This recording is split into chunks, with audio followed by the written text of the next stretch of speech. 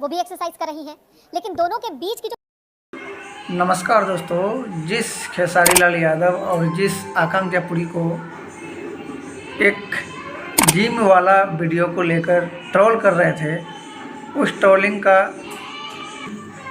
आज पूरी तरह से खुलासा हो चुका है दोस्तों।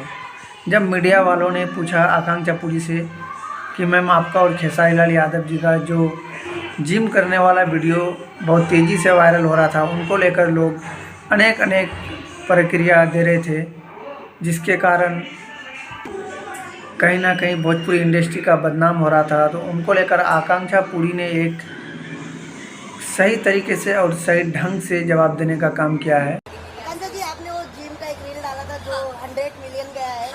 और लोग उसको थोड़ा नेगेटिव भी ले रहे हैं, तो क्या कहना चाहोगे आप? यार वो नजरिया है आपका, आप कैसे देखते हो। आप देख रहे हो पुलअप्स ही दिखेंगे, कुछ और देखना चाहोगे?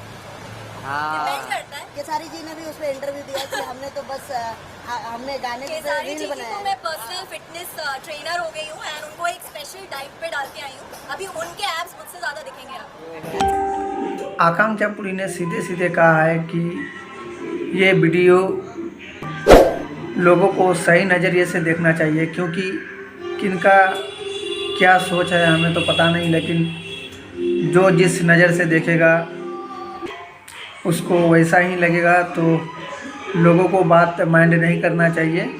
और खेसारी लाल यादव जी के लिए उन्होंने एक बहुत अच्छी बात कही है